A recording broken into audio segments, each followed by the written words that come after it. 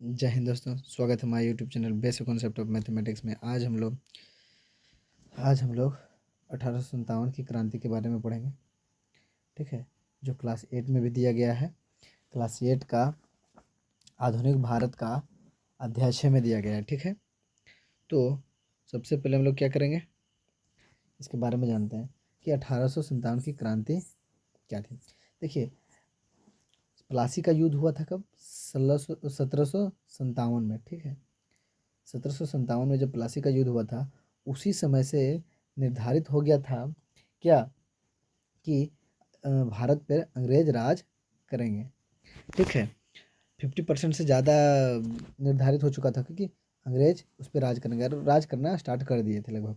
ठीक है, पहले तो व्यापार करने आए, लेकिन 1757 की क्रांति जो प्लासी का युद्ध हुआ था, उसमें जो प्लासी का 1757 में जो प्लासी का युद्ध हुआ उसमें से यह क्या हो गया, निर्धारित हो गया कि भारत पर अंग्रेज लोग ही राज करेंगे।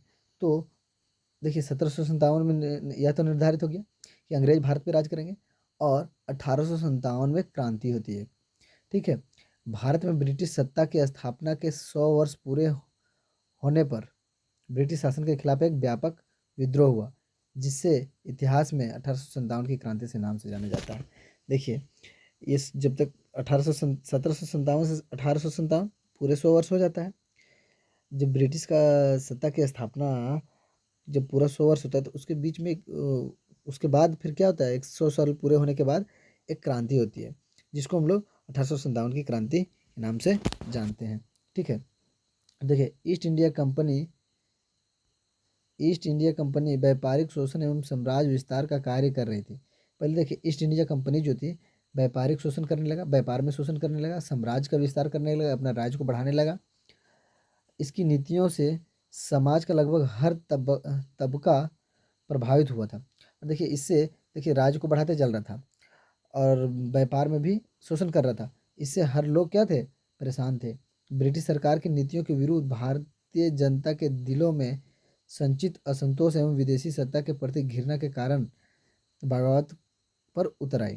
देखिए, उसके प्रति उसके ब्रिटिश सरकार की नीति का विरोध, मतलब जो नीति लाते थे उसके विरोध में भारतीय जनता था, भारत का जनता था, उनके दिलों में कुछ ना कुछ असंतोष थे, क्योंकि भारत के जनता के विरोध ही कुछ ना कुछ लाते थे, हमेशा इनको शोषण करने के लिए ही कुछ लाते थे। तो उनके प्रति घृणा उत्पन्न होना जाहिर सी बात है, और वही क्या बन गया, बगावत हो गया। देखिए, अगर किसी को ज़्यादा सताओगे तो क्या करोगे, वो क्या करेगा, एक दिन वो बगावत ही करेगा। तो इसी तरह अंग्रेज जो भारत के लोगों पे बहुत ज़्यादा अत्याचार कर रहे थे, तो जाहिर सी बात है कि बगावत करना ही है था। तो क्या करने लगे, ये बगावत करने लगे पर उतर आए। समय समय पर अंग्रेजों को भारतीय रोष का सामना करना पड़ा था। तो देखिए, हर समय समय पर उसको अंग्रेज के राजाओं से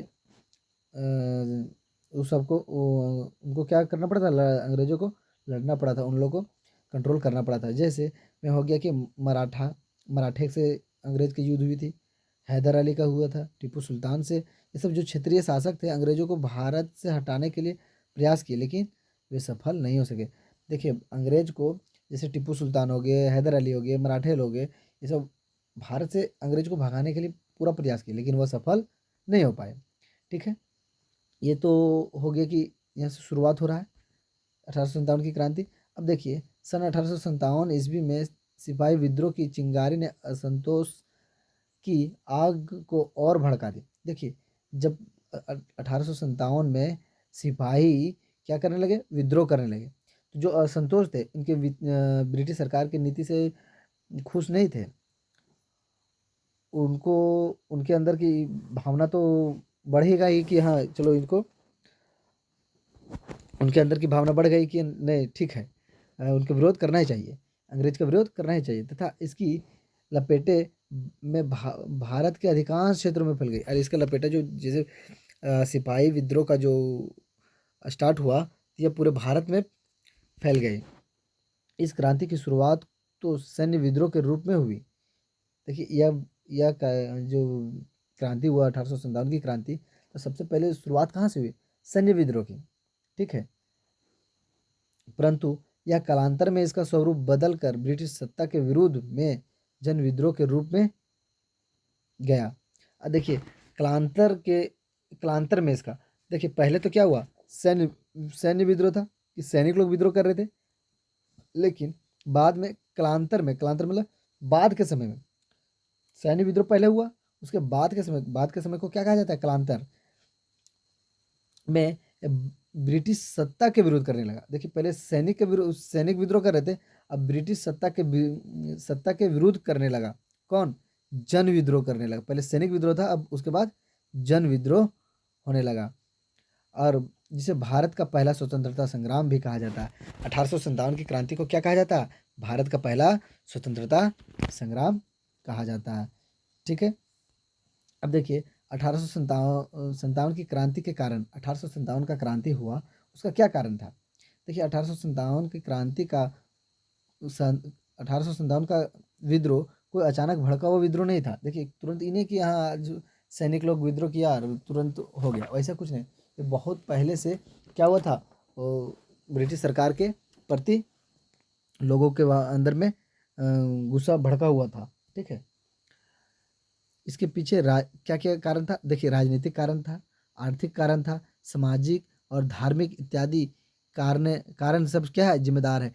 यही सब देखिए राजनीतिक का भी इसका कारण है कि राजनीतिक में भी वो परेशान कर रहे थे, आर्थिक में भी बहुत परेशान कर रहे थे, व्यवसाय में भी परेशान, और सामाजिक में भी, धर्म में भी, हर जगह हस्तक्षेप करते जा रहे थे। कौन? अंग्रेज लोग। तो इस सब के वजह से ये क्या हुआ, विद्रोह के लिए तैयार हो गए सारे लोग। ठीक है।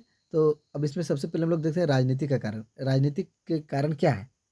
देखिए अंग्रेजों के साम्राज्य विस्तार नीति से भारतीय राज परिवार व्याकुल हो उठे थे। देखिए अंग्रेज क्या करते थे, विस्तार कर रहे थे, बढ़ते जा रहे थे। इसमें जो भी भारत राज्य का जो परिवार था वो क्या हो गया था, व्याकुल त्रस्त हो गए थे, परेशान हो गए थे अंग्रेजों से। उनकी यह व्याकुलता डलहौजी की हड़प नीति ने और बढ़ा दी।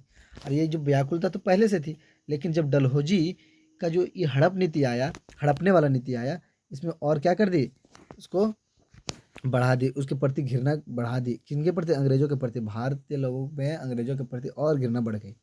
तो डलहौजी ने गोद लेने की प्रथा, देखिए किसी को गोद लेना, अगर किन्हीं के पास बच्चा नहीं है और उनको गोद ले ले, तो वो प्रथा को हटा दिया, अवैध घोषित कर सतारा, नागपुर, संभलपुर, झांसी और बरार आदि राज्यों पर क्या कर लिया, अधिकार कर लिया। क्या? गोद लेने की प्रथा को हटाकर।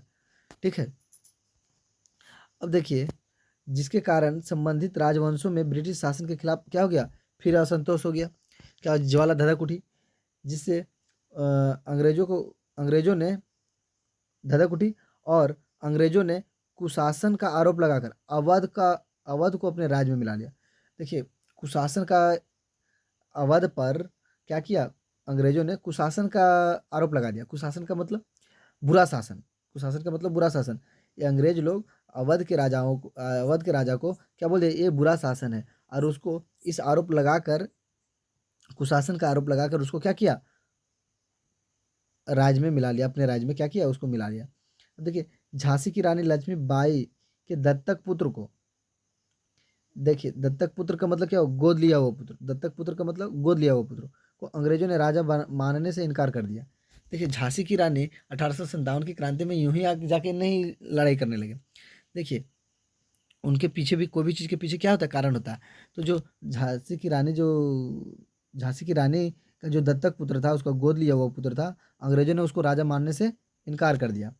पेशवा बाजीराव द्वितीय के दत्तक पुत्र, अब देखिए पेशवा बाजीराव का भी दत्तक पुत्र था, द्वितीय दत्तक पुत्र उसको भी मानने से क्या कर दिया, इनकार कर दिया।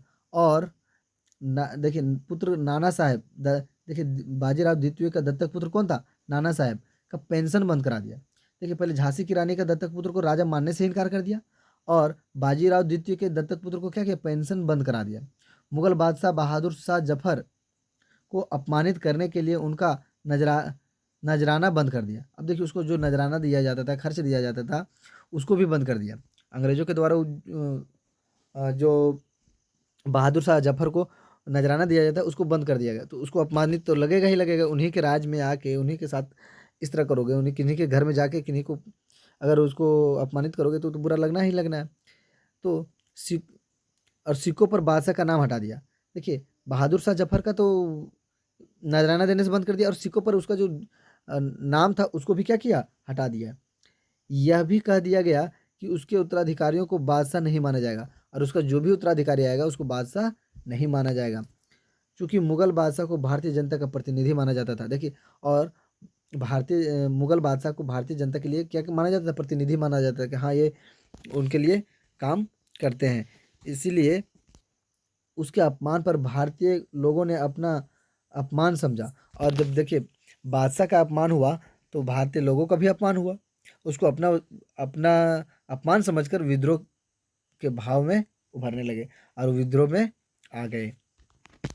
ठीक है। अब देखिए इन कार्रवाइयों से कमजोर हो चुके शासक, और ये सब जो कार्रवाई से कमजोर हो चुके शासक परिवार परेशान हो गए, तथा अन्य शासकों में यह भय फैल गया। देखिए ये तो झांसी की रानी के साथ हुआ, और बाजीराव द्वितीय के साथ हुआ, ठीक है, मुगल के साथ हुआ। इससे देख के दूसरे लोगों ने सोचा कि यह हम लोग को भी इसी तरह से परेशान करेगा, तो उनके साथ भी अंग्रेज यही कर सकते हैं। डलहौजी ने तंजौर और कर्नाटक के नवाबों की उपाधियां जब्त कर ली। देखिए डलहौजी जो था, तंजौर और कर्नाटक का जो नवाब था, उनकी उपाधि को क्या कर लिया, जब्त कर लिया। देसी राजाओं की सेनाओं का भंग कर दिया, और देसी राजाओं का जो सेना था उसको भंग कर दिया। जैसे देसी राजाओं का सैनिक होता था उसको क्या किया, भंग कर दिया, उसको मतलब खत्म कर दिया। जिस कारण सेना में शामिल लाखों लोग रातों रात बेरोजगार हो गए। जैसे देखिए कोई भी राजा के साथ कोई सैनिक काम करता है तो उसको रोजगार मिला था, उसको काम मिला था, और वो अचानक उस सैनिक को क्या किया, भंग कर दिया। तो वहाँ बहुत सारे सैनिक काम कर रहे थे, उसमें से बहुत सारे रातों रात क्या हो गया, बेरोजगार हो गया, क्योंकि उनको हटा दिया गया, काम नहीं मिल रहा है, तो बेरोजगार होंगे। और ये जो बेरोजगार होंगे वो तो क्रांति में भाग लेना है। वो तो क्रांति में क्या किया, अंग्रेजों से बदला लेने के लिए क्रांति में क्या करेंगे, भाग लेंगे ही लेंगे। ठीक है। तो देखिए वही रातों रात बेरोजगार हो गए, और वे अंग्रेजों से बदला लेने के लिए आतुर थे। अब वो चाह रहे थे कि अंग्रेजों की वजह से वो बेरोजगार हुए, इसलिए अंग्रेजों से वो क्या करना चाह रहे थे, बदला लेना चाह रहे थे।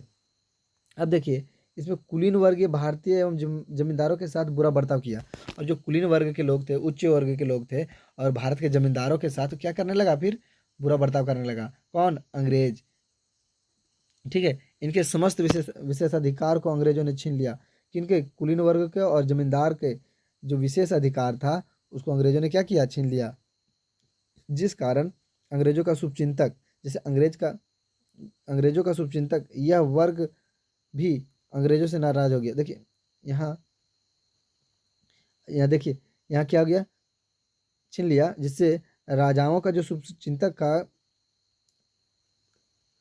वो क्या हो गया, अंग्रेजों से नाराज हो गए। और भारतीय सरकार कर्मचारियों के साथ भी अंग्रेजों ने भेदभाव नीति अपनाई। और देखिए भारत का जो सरकारी कर्मचारी था उसके साथ भी क्या किया, भेदभाव का नीति अपनाया, जिसके कारण उन्होंने भी विद्रोह की में सक्रिय रूप में भाग लिया। सक्रिय रूप से क्या किया, भाग लिया। ये तो हो गया राजनीतिक। देखिए ये क्या हो गया, राजनीतिक कारण हो गया कि इसमें क्या किया। देखिए राजनीतिक कारण में देखिए पूरा राज्य के बारे में आ गया, उसके क्षेत्र के बारे में आ गया, इसलिए ये राजनीतिक कारण हो गया। इस सब कारण की वजह से 1857 की क्रांति पहली हुई। और दूसरी अब आता है सामाजिक एवं धार्मिक, सामाजिक और धार्मिक क्रांति। सामाजिक और धार्मिक क्रांति में देखिए कंपनी सरकार ने समाज सुधार के अनेक काम आरंभ किए। देखिए समाज सुधारने के लिए बहुत सारे काम आरंभ किए। इन कार्यों में से भारतीय सामाजिक जीवन में अंग्रेजों का हस्तक्षेप बढ़ गया। समाज सुधार करना है, किसी एक आदमी को सुधारने में एक आदमी को अगर सुधरना है तो बहुत समय लग जाता है, पूरे समाज को सुधारने के लिए लगाया तो उसमें हस्तक्षेप तो बढ़ चढ़ के तो भाग लेना ही पड़ेगा। तो देखिए उसमें से सबसे पहले क्या किया, सती प्रथा का अंत कर दिया। ठीक है। जो अच्छा था हम लोगों के लिए, क्या था, अच्छा था, नर को बलि दिया जाता, मनुष्य को बलि दिया जाता, उसको बंद कर दिया। देखिए सता प्रथा, सती प्रथा, नर बलि को बंद करने तथा विधवा विवाह को बढ़ावा देने का कानून बनाया गया। देखिए जब कोई औरत पहले विधवा हो जाता था वो दूसरा दूसरा शादी नहीं करता था, तो उसको विधवा विवाह का बढ़ावा दिया। ठीक है, विधवा विवाह को क्या किया, बढ़ावा दिया। ये सब तो काम तो ठीक कर रहे थे, लेकिन फिर भी क्या हुआ, अंग्रेज के प्रति इसमें भी उनको बुरा लगा। क्यों, क्योंकि ये कानून भारतीय समाज के लिए हितकर थे। देखिए ये सब जो भी कानून है भारत समाज के लिए सही था, लेकिन रूढ़िवादिता के कारण, देखिए रूढ़िवादिता का मतलब क्या, जो पुराने परंपराओं को जो मानते आ रहे हैं, है ना, उन्हीं के कारण भारतीय, देखिए जो पुराने परंपराओं को जो मान रहे हैं, जैसे सती प्रथा पुराना परंपरा था, उसको मान रहे थे। रूढ़िवादी का मतलब पुराने परंपराओं को मानने वाले, ठीक है। तो जो ये जो रूढ़िवादी था, पुराने परंपराओं को जो मान रहा था, उनको तो बुरा लगेगा कि हम मेरे परंपरा को कैसे खत्म कर दिया, सती प्रथा को कैसे खत्म कर दिया, नर बलि को कैसे खत्म कर दिया, विधवा विवाह का आरंभ कैसे कर दिया, तो उनको खराब लगा, ठीक है। खराब तो लगा, इसलिए अंग्रेज भारत में अंग्रेजी सभ्यता का प्रचार करना चाहते हैं। और उनको जो रूढ़िवादी थे, उनको लगा कि जो मेरा अ, सभ्यता है उसको खत्म करके अंग्रेज अपनी सभ्यता का प्रचार करना चाह रहा है। अंग्रेजी शिक्षा का प्रसार, स्त्री शिक्षा का प्रसार, रेल, डाक, तार आदि की व्यवस्था होने से उनकी आशंका और बढ़ती गई। और ये सब देखिए, जब अंग्रेजी शिक्षा का प्रचार हो गया, स्त्री शिक्षा का प्रसार हो गया, रेल का प्रसार हो गया, डाक का प्रसार हो गया, डाक तार का प्रसार, ये सब चीज़ का जब प्रसार होने लगा, तो जो रूढ़िवादी लोग थे उनको क्या हुआ, और आशंका होने लगी, ठीक है।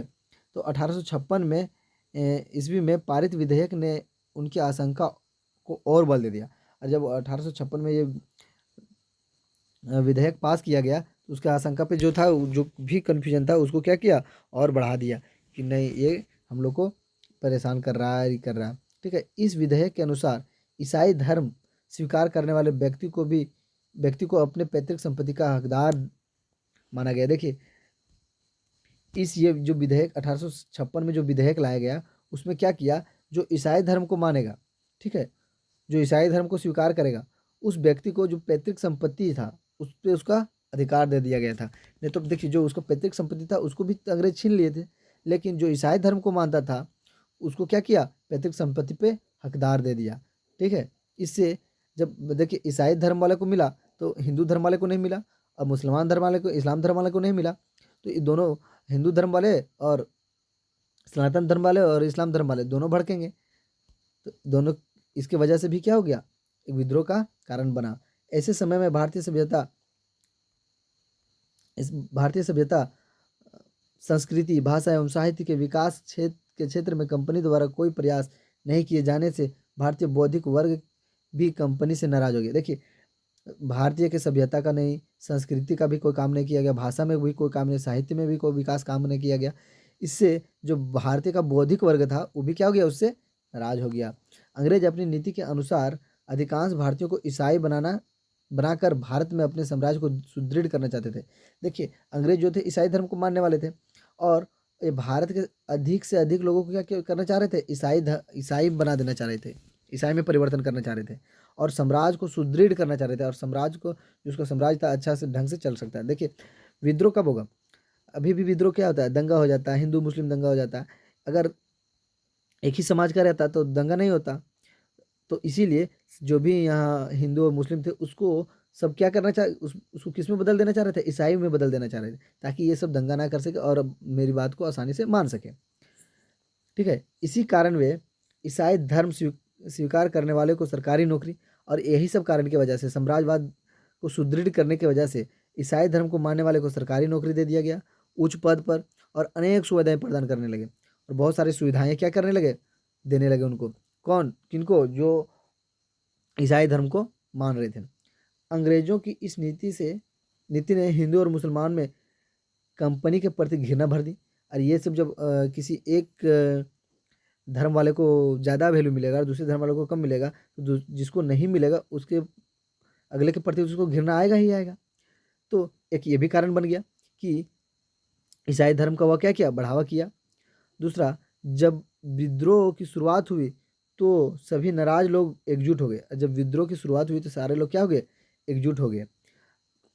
देखिए पहले राजनीतिक वाले, जो भी राजनीतिक जैसे झांसी की रानी सब हो गए, और मेरठ के राजा हो गए, और देखिए, और एक क्या हो गया, नाना साहब, देखिए बाजीराव द्वितीय हो गए, पेशवा हो गए, मराठा हो गए, ये सब जो देखिए राजनीतिक के कारण वो सब हो गया। और धार्मिक के वजह से ये सब, देखिए यहाँ जो धर्म के बारे में, हिंदू धर्म को और मुस्लिम धर्म को क्या किया, इग्नोर करते गया, और ईसाई धर्म को बढ़ावा देने लगा, सुविधा देने लगा। इससे भारतीय के प्रति क्या हो गया, घृणा आने लगा, एकजुट। और जब घृणा आने लगा तो उसके विद्रोह में सबको क्या हो गया, एकजुट हो गए। और भारतीयों के प्रति विस्तारपूर्ण दृष्टिकोण रखते हुए एवं उस उनसे अपमानजनक व्यवहार करते थे। और क्या करता था, जो अंग्रेज अधिकारी थे भारतीय के प्रति क्या करते थे, तिरस्कारपूर्ण, मैंने उसको घृणा करते थे उससे। उनका हमेशा मैंने, जैसे कि उसको कोई तरह के वैल्यू नहीं मिलता था, न और कोई कुछ मिलता था। अंग्रेज जाति की उच्चता में विश्वास रखते थे एवं काले लोगों को घृणा की दृष्टि से देखते थे। देखिए अंग्रेज जो है उच्चता उच्चता में विश्वास रखते थे। जो ऊंचे वर्ग के लोग थे, जो अच्छे थे, पढ़े लिखे थे, उनको ज़्यादा वैल्यू देते थे। बाकी बात लोग जो काले लोग उनको उनसे क्या करते थे, घृणा की दृष्टि से देखते थे। अब दो कारण हो गया, एक राजनीतिक और एक सामाजिक धार्मिक। अब तीसरा कारण आता है आर्थिक। ठीक है, आर्थिक का कारण क्या है, देखिए कोई भी एक सबसे बड़ा विद्रोह का भी जो कारण होता है, एक आर्थिक भी बहुत बड़ा योगदान रहता है आर्थिक का। देखिए कंपनी द्वारा भारतीयों का आर्थिक शोषण भी विद्रोह का एक प्रमुख कारण था। देखिए आर्थिक में भी उसका शोषण किया गया था, कंपनी के द्वारा जो भारतीय के लोगों को आर्थिक में भी शोषण किया गया था। जैसे देखिए यहाँ सैनिक को रोजगार से हटा दिया गया था, सैनिक को पद से हटा दिया था तो बेरोजगार हो गया। और देखिए भारत आते ही अंग्रेजों ने यहाँ कुटीर उद्योगों को पूरी तरह से नष्ट कर भारतीयों को शोषण कर दिया। देखिए यहाँ जो भी कुटीर उद्योग जो चल रहा था, जैसे हाथ से जो बनाया जा रहा था, यहाँ के उद्योग था, कपड़ा का जो वगैरह था, इस जो कपड़ा वगैरह यहाँ का बिकता था, उसको क्या किया, पूरी तरह से नष्ट कर दिया।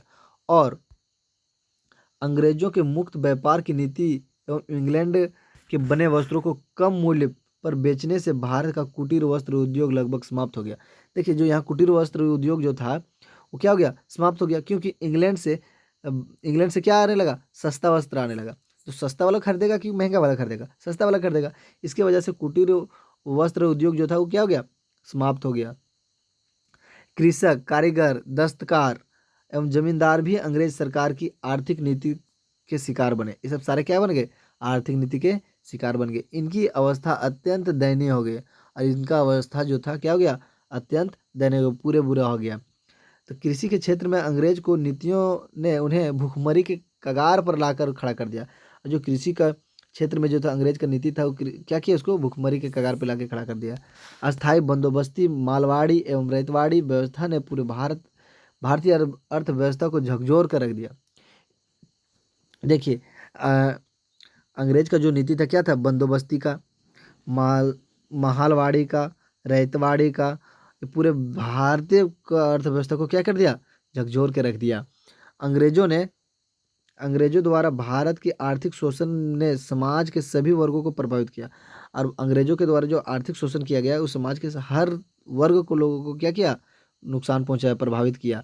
उनमें असंतोष की भावना भर दी। देखिए यहाँ से किसान हो गया, रैतवाड़ी व्यवस्था जो ला गया, किसान हो गया, कारीगर हो गया, दस्तकार हो गया, इन सबको क्या हो गया, आर्थिक नुकसान हुआ।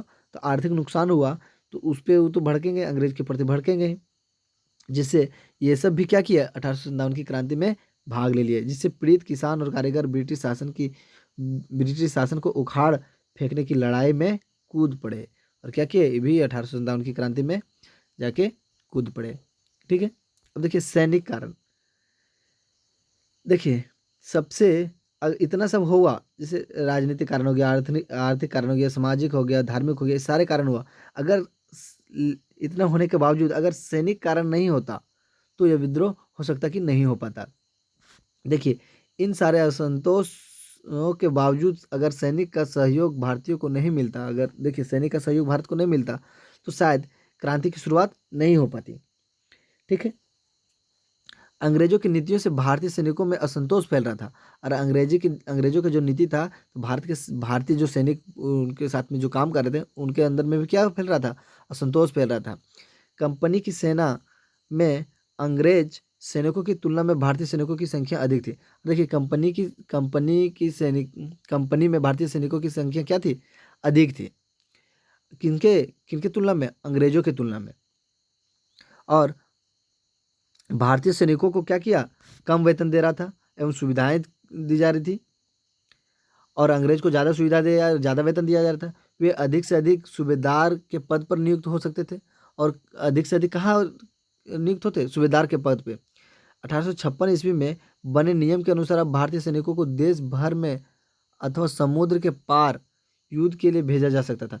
देखिए 1856 ईस्वी के जो 1856 में जो नियम बने थे उनके अनुसार विधेयक जो पास किया गया था 1856 में, उससे क्या था, समुद्र के पार युद्ध लड़ने के लिए भारतीय सैनिकों का क्या किया जा सकता था, भेजा जा सकता था।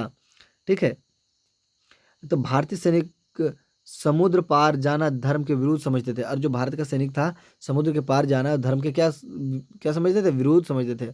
उस समय की सेना में उच्च वर्ग के लोगों की संख्या अधिक थी, और उस समय में जो सेना में थी उच्च वर्ग के लोग अधिक काम करते थे सेना में। उनमें कुल, जाति तथा धर्म की पवित्रता की भावना अत्यंत प्रबल थी, और उच्च वर्ग के लोगों में ये क्या हो गया, कुल की, जाति की, धर्म की पवित्रता क्या होती थी, अत्यंत प्रबल थी, ज़्यादा मजबूत थी। वो सब ज़्यादा मानते थे क्या, कुल को, जाति को, धर्म को, ठीक है, पवित्रता मानते थे।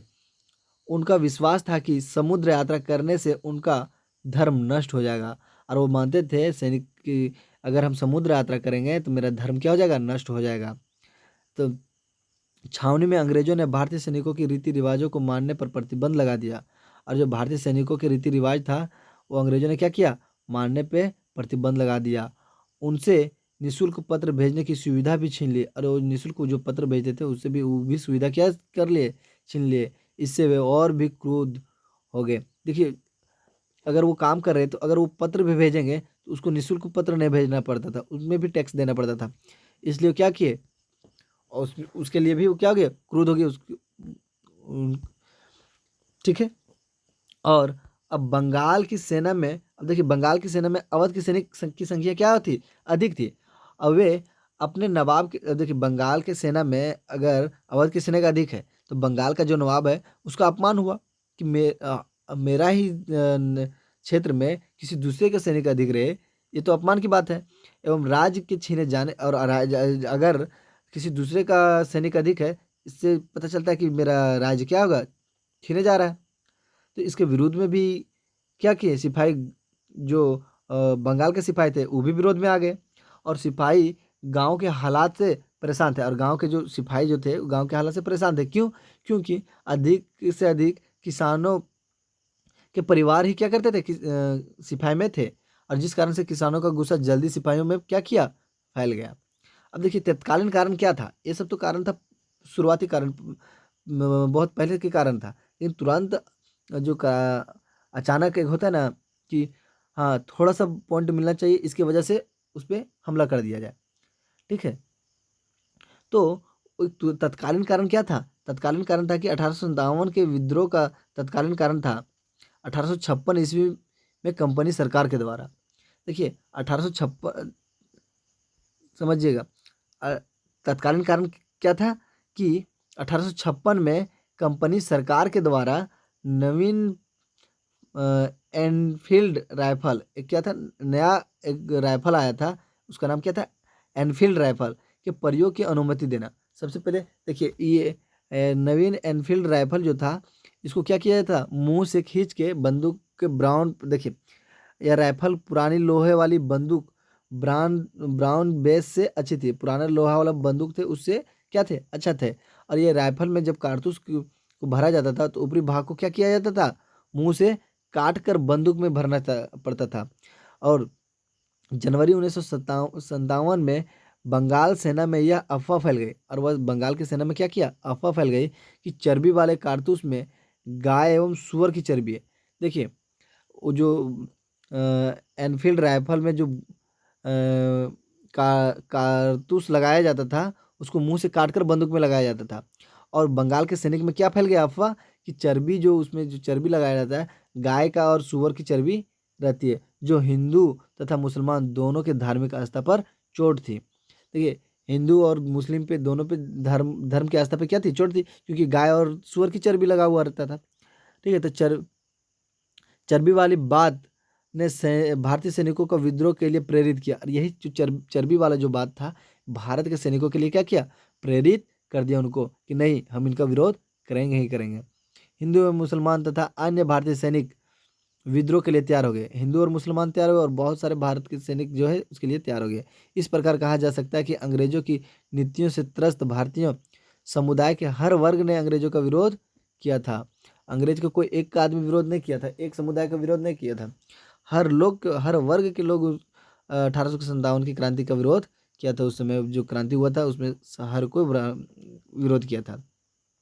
देखिए 1857 की क्रांति का आरंभ और प्रसार, कैसे आरंभ हुआ, कैसे स्टार्ट हुआ और कैसे प्रसार हुआ। देखिए कारतूस वाली बात, वह जो क्या है, बंदूक में खींच, मुंह से खींच के कारतूस को जो बंदूक में लगाया जाता था, उसकी बात सभी छावनियों में तेजी से आग की तरह फैलने लगी और सैनिकों ने इन कारतूसों का प्रयोग करने से इनकार कर दिया। 29 मार्च 1857 को 34वीं रेजिमेंट, कौन से 34वीं रेजिमेंट, जो सैनिक का रेजिमेंट होता है, सैनिक का ग्रुप बटा हुआ रहता है, उसको रेजिमेंट कहते हैं। देखिए बैरकपुर, कहाँ है बैरकपुर, मुर्शिदाबाद के समीप है, नज़दीक है। छावनी में मंगल पांडे ने अपने सिपाहियों को विद्रोह के लिए आह्वान किया। जो मंगल पांडे हैं वो अपने साथ, जो उनके साथ जो सिपाही थे, उनको विद्रोह करने के लिए क्या किया, आगे बुलाया, आह्वान किया। और लेफ्टिनेंट बाग की हत्या कर दी। किसकी हत्या कर दी, लेफ्टिनेंट बाग की हत्या कर दी। और मेजर सर्जेंट हयूरसन की हत्या कर दी। किसका, देखिए पहला लेफ्टिनेंट बाग की हत्या कर दी और मेजर सर्जेंट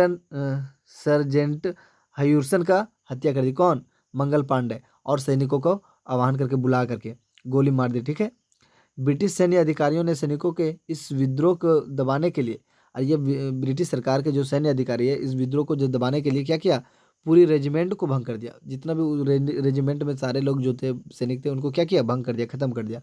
अब मंगल पांडे को क्या किए, फांसी की सजा सुना दिए, फांसी की सजा दे दी। ठीक है, अब देखिए यह सूचना जंगल में आग की तरह फैलने लगे, क्या कि मंगल पांडे को फांसी की सजा हो गई।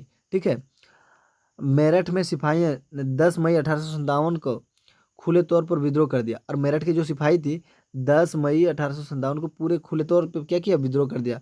मेरठ ने अपने साथियों को मुक्त कराकर वे दिल्ली की ओर चल पड़े। और देखिए मेरठ के जो साथी थे, अपने साथियों को क्या किया, मुक्त करा दिए और कहाँ चल गए, दिल्ली की ओर चल पड़े। 11 मई 1857 को दिल्ली पहुंचकर, देखिए 10 मई को तो खुले तौर पे विद्रोह किया और 11 मई कहाँ पहुंच गया, दिल्ली पहुंच गया। और अगले दिन दिल्ली पर अधिकार कर लिया। और फिर क्या किया, अगले दिन दिल्ली पे अधिकार कर लिया। उस समय बहादुर शाह द्वितीय दिल्ली में मौजूद था। और बहादुर शाह द्वितीय जो थे वो दिल्ली में क्या थे, वहीं मौजूद थे।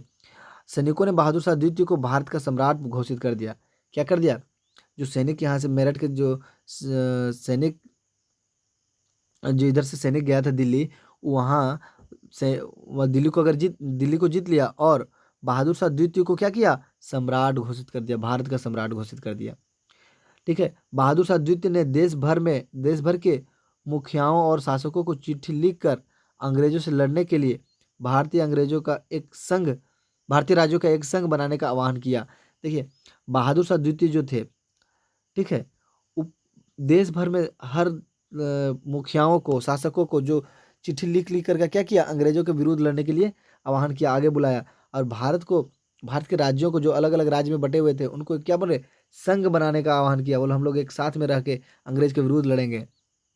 ठीक है, उनके आह्वान के फलस्वरूप अंग्रेजों से क्षुब्ध कई अपदस्थ राजा व सैनिक इस लड़ाई में सैनिकों का साथ देने लगे। और ये इतना सुनने के बाद बहुत सारे राजाओं ने आगे और सैनिकों के साथ देने लगे। वे समझते थे कि अंग्रेजों के बाद अगर मुगल बादशाह दोबारा शासन स्थापित कर ले, देखिए, और वो सब साथ इसलिए दे रहे थे जो राज्यों ने, कि अगर अंग्रेजों के बाद अगर दोबारा शासन करेगा तो वे लोग मुगल आधिपत्य में दोबारा अपने इलाकों पर शासन बिना किसी परेशानी से चला सकेंगे। इसलिए वो सब और जो छोटे छोटे राज्य थे, वो अंग्रेज सिपाहियों के साथ क्या किया, आ गया। इस तरह से देखिए फैलते जा रहा है, बड़ा होते जा रहा है, बहुत बड़ा विद्रोह होते जा रहा है। देख रहे हैं, धीरे धीरे सब शामिल होते जा रहे हैं इस विद्रोह में।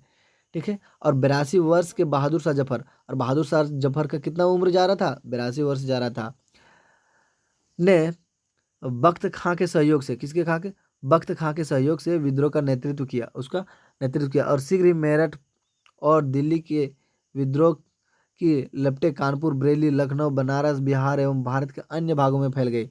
और इस तरह से पूरे भारत में क्या गया, इसका विद्रोह का लपेटा पूरे भारत में फैल गया। कानपुर में नाना साहेब, जो पेशवा बाजीराव के दत्तक पुत्र थे, दत्तक पुत्र मतलब गोद लिए हुए पुत्र थे, ने सैनिकों को इकट्ठा कर ब्रिटिश सैनिकों को शहर से बाहर खदेड़ दिया। और क्या किया, ब्रिटिश सैनिकों का क्या किया, शहर से बाहर खदेड़ दिया। लखनऊ की गद्दी से हटा दिए गए नवाब वाजिद अली शाह के बेटे विरजिस कद्र को नया नवाब घोषित कर दिया। और देखिए लखनऊ की गद्दी से जो हटाया था नवाब वाजिद अली शाह के बेटे को क्या किया, नया घोषित नवाब घोषित कर दिया, जिसे बहादुर शाह द्वितीय को अपना बादशाह मान लिया। जिसने बहादुर शाह द्वितीय को क्या किया, अपना बादशाह मान लिया। उसकी माँ बेगम हजरत महल ने अंग्रेजों के खिलाफ क्या किया, विद्रोह का बढ़ावा देने लगे। और जो उनका माँ थे कौन, बेगम हजरत महल, वो अंग्रेजों के विरोध विरोध क्या किया, बढ़ावा देने लगे, बढ़ चढ़ कर हिस्सा लेने लगे। झांसी की रानी लक्ष्मीबाई भी विद्रोह सिपाहियों के साथ साथ जा मिली। और जो विद्रोह सिपाहियों के साथ रानी लक्ष्मीबाई थी, वो क्या किए, उनके साथ भी जाके मिल गए उन रानी लक्ष्मीबाई भी। देखिए उन्होंने नाना साहेब के सेनापति तात्या टोपे के साथ अंग्रेजों की कड़ी टक्कर पेश की। कौन, देखिए रानी लक्ष्मीबाई जो थे, वो उन्होंने नाना साहेब के एक सेनापति थे, जो पेशवा बाजी का क्या थे, पेशवा बाजीराव के दत्तक पुत्र थे, उनके एक सेनापति थे तात्या टोपे। उनके साथ में अंग्रेजों को बहुत भारी कड़क टक्कर दी। कौन, झांसी की रानी। अब बिहार में बाबू कुंवर सिंह ने विद्रोही सिपाहियों के साथ दिया। और बिहार में कौन दिया, बाबू कुंवर सिंह, विद्रोही सिपाहियों को क्या किया, साथ दिया। महीनों तक अंग्रेजों से लड़ाई लड़ते रहे। तमाम इलाकों के नेता और लड़ाके इस युद्ध में हिस्सा लिए थे। बहुत सारे लड़ाके और लोगों ने इस युद्ध में क्या किए थे, हिस्सा लिए थे। अब विद्रोह का स्वरूप, विद्रोह का क्या स्वरूप रहा, 1857 ईस्वी में, ईस्वी के विद्रोह को लेकर इतिहासकारों में मतभेद है। देखिए सब अलग अलग इतिहासकार का इसका अलग अलग कहते हैं। कोई कहते हैं कि सैनिक विद्रोह था, कोई कहते हैं एक राष्ट्रीय संघर्ष था, भारतीय स्वतंत्रता का प्रथम संघर्ष था, और कोई कहते हैं सामंत या असंतोष इत्यादि मानते हैं। सब अलग अलग अपना राजनीतिक अपना अपना मत देते हैं कि इसको 1857 को क्या कहा जा सकता है। ठीक है। अब विद्रोह का अंत, विद्रोह का अंत कैसे हुआ, विद्रोह तो हो गया, अब इसका अंत भी तो हुआ। अब विद्रोह का अंत कैसे हुआ, अंग्रेजों ने विद्रोह को दबाने के लिए भारतीय क्रांतिकारी के विषम परिस्थितियां पैदा कर दी। क्या कर दी, ऐसा परिस्थिति पैदा कर दी कि उन्होंने पूरी ताकत लगाकर विद्रोह कुचलने का फैसला कर लिया। पूरी अंग्रेज के पास जितनी ताकत थे, सारी ताकत लगाकर ये विद्रोह का क्या किया, फैसला कर दिया, कुचलने का फैसला कर दिया। इंग्लैंड से और सैनिक मंगवाए गए। और क्या किया, इंग्लैंड से और सैनिक मंगवाए गए। विद्रोहियों को जल्दी सजा देने के लिए नए कानून बनाए गए। देखिए जो विद्रोह कर रहे थे उनको जल्दी जल्दी सजा देकर उनको समाप्त करना चाह रहे थे, और नया कानून बना दिया। विद्रोह के मुख्य केंद्रों पर धावा बोल दिया। और विद्रोहियों का जो मुख्य केंद्र था उसी पे सबसे पहले क्या किया, इंग्लैंड के सैनिकों ने धावा बोल दिया, उन्हीं पे सबसे पहले आक्रमण कर दिया। सितंबर 1857 में दिल्ली दोबारा अंग्रेजों के कब्जे में आ गया। और देखिए दिल्ली ही था, केंद्र क्या था, दिल्ली ही था, जो वहां से राजा सबको कंट्रोल करने के लिए चिट्ठी भेजे थे कि सब लड़ाई में आ जाइए। ठीक है, विद्रोह में आइए, शामिल होइए। तो उन्हीं को सबसे पहले क्या किया, धावा बोला, और उन्हीं को दोबारा फिर अंग्रेज अपने ओर क्या किया, कब्जा कर लिया।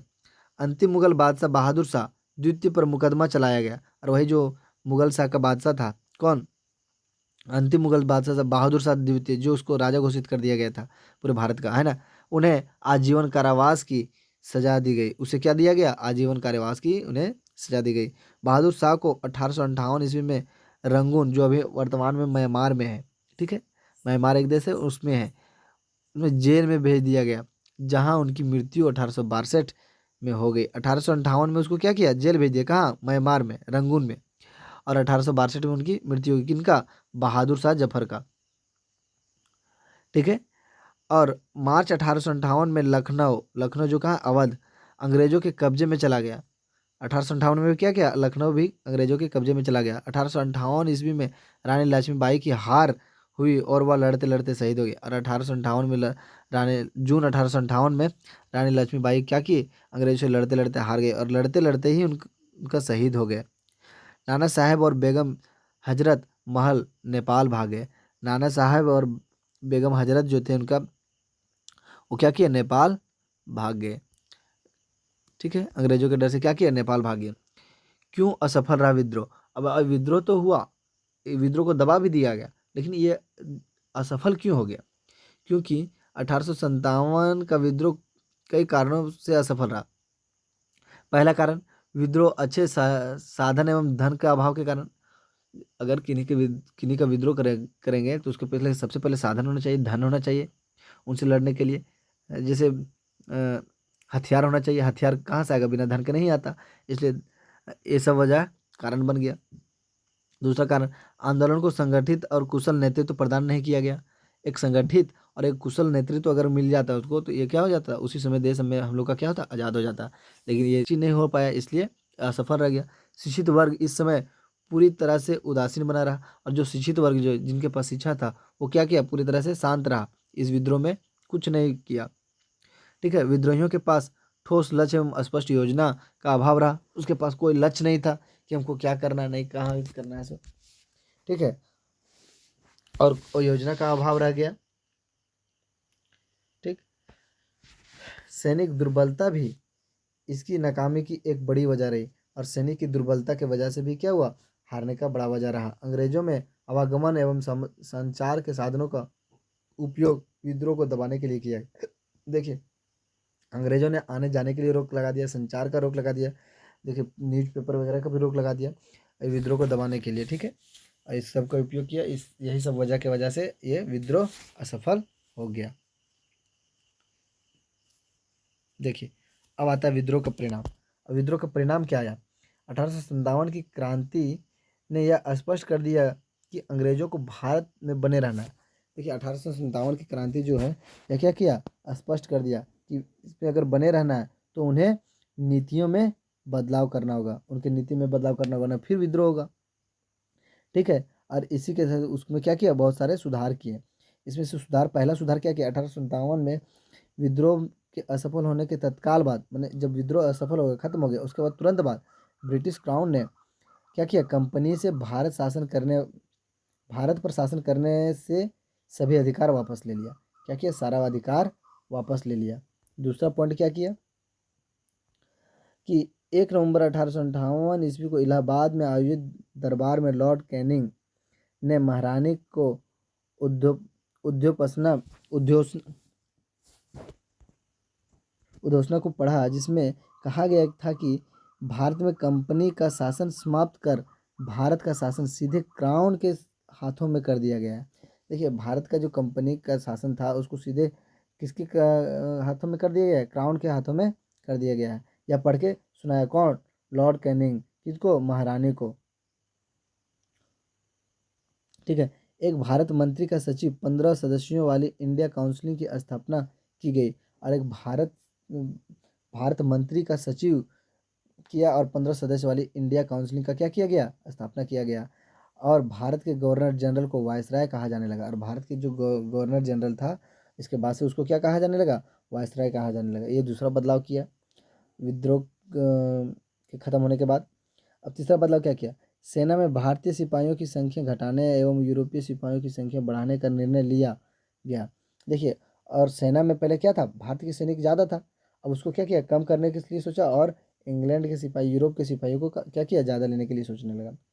ठीक है, अवध, बिहार, मध्य भारत, दक्षिण भारत से सिपाहियों की जगह गोरखा, सिखों और पठानों में से सिपाहियों की भर्ती करने का फैसला लिया गया। ये सब चीज़ करने का फैसला लिया गया। देश के सभी देसी राज्यों के शासकों को भविष्य में उनके भू क्षेत्र पर कब्जा नहीं करने का भरोसा दिया गया। देखिए, देश के सभी राज्यों के शासक जो था, उनके भविष्य में कभी भी उसका भू क्षेत्र पर, उसके ज़मीन पर कब्जा करने का नहीं करेगा, ऐसा करके भरोसा दिया गया। ठीक है, उन्हें दत्तक पुत्र अपनाने की स्वतंत्रता दी गई। देखिए, पहले क्या था, दत्तक पुत्र अपनाने की स्वतंत्रता नहीं दी थी जो डलहौजी ने, अब इसको अपनाने की स्वतंत्रता दे दी गई। लेकिन उन्हें ब्रिटेन की रानी को अपना आधिपत्य स्वीकार करने के लिए प्रेरित करे कर उन्हें ब्रिटिश साम्राज्य के अधीन शासन चलाने की छूट दी गई। इतना करने के बाद, लेकिन हाँ, वो किनके आधिपत्य में रहने के लिए बोल दिया, ब्रिटेन की रानी के आधिपत्य में, और ब्रिटिश साम्राज्य के अधीन ही शासन चलाने के लिए उसको छूट दिया गया। तो चला, लेकिन उन्हीं के अधीन में रह के चलाना है, उन्हीं के अंदर में रह के चलाना है। ठीक है, मुसलमानों की जमीन और संपत्ति बड़े पैमाने पर जब्त कर ली गई। अब मुसलमानों की जमीन और संपत्ति को क्या किया, बहुत बड़ा मात्रा में उसको जब्त कर लिया। उन्हें संदेश व शत्रुता के भाव से देखा गया, क्या शत्रुता के भाव से देखा गया, किसको, मुसलमानों को। इस विद्रोह के अंग्रेज इस विद्रोह के लिए अंग्रेज उन्हें भी जिम्मेवार समझते थे। यार जो विद्रोह हुआ था उसके लिए अंग्रेज मुसलमान को भी क्या करते थे, जिम्मेवार समझते थे, इसलिए उनको इस तरह से उनके साथ ट्रीटमेंट किया जाता था। देखिए छठा बदलाव क्या किया, अंग्रेजों ने भारतीय के धर्म एवं सामाजिक रीति रिवाजों का सम्मान करने का फैसला किया। और जो भारत का, जो देखिए पहले धर्म का नहीं सम्मान करता था, उसके रीति रिवाज को नहीं सम्मान करता था भारतीय लोगों को, अब उसको सम्मान करने का फैसला कर लिया। सातवां बदलाव क्या किया, भूस्वामियों और जमींदारों की रक्षा करने पर जमीन एवं उनके अधिकारों की स्थापित देने के लिए नीतियाँ बनाई गई। देखिए भूस्वामी और जमींदार की जो रक्षा करने पर, उनकी जो जमीन पर उनका अधिकार था उसको स्थापित्य देने के लिए नीति बनाई गई, उनको देने के लिए नीति बनाई गई, ठीक है। और आठवां क्या किया, विद्रोह के परिणाम स्वरूप भारतीयों में राष्ट्रीय एकता की भावना का विकास हुआ। और जो विद्रोह हुआ तो भारत के राष्ट्रीय एकता को, सब एकजुट होने का विकास हुआ। और हिंदू मुस्लिम एकता ने जोर पकड़ना शुरू कर दिया, और हिंदू मुस्लिम भी क्या हो गया, एकता हो गई, एक जोर पकड़ लिया, जिसका कालांतर में राष्ट्रीय आंदोलन में अच्छा योगदान रहा। कालांतर मतलब बाद के समय में इसका योगदान अच्छा रहा। नौवां क्या हुआ, विद्रोह के बाद साम्राज्य विस्तार की नीति समाप्त हो गई। और विद्रोह के बाद जो साम्राज्य का विस्तार नीति क्या हो गई, समाप्त हो गई, लेकिन आर्थिक शोषण का युग प्रारंभ रहा। विस्तार नीति तो खत्म हो गया, लेकिन आर्थिक का शोषण, पैसा से जो रोजगार का शोषण है वो जारी रहा, ठीक है। अब देखिए इसमें से उत्तरी भारत में विद्रोह के कुछ प्रमुख केंद्र है। देखिए मेरठ है, दिल्ली है, बरेली है, लखनऊ है, कानपुर है, झांसी है, फैजाबाद है। और इस सब में इन सब के नायक कौन रहे, देखिए दिल्ली का नायक बहादुर शाह जफर खां, बख्त खां, कानपुर में नाना साहेब तात्या टोपे, लखनऊ में बेगम हजरत महल, फैजाबाद में मौलवी अहमदुल्ला। इसी तरह से देखिए झांसी में रानी लक्ष्मीबाई, इलाहाबाद में लियाकत अली, जगदीशपुर में कुंवर सिंह, बरेली में खान बहादुर खान, फतेहपुर में अजमुल्ला। इस तरह से क्या गए, ये सब यहाँ लड़ने के लिए, विद्रोह करने के लिए तैयार थे, ठीक है। जय हिंद दोस्तों, मिलते हैं नेक्स्ट वीडियो में। इस तरह से क्या हो गया, 1857 की क्रांति समाप्त हो गई।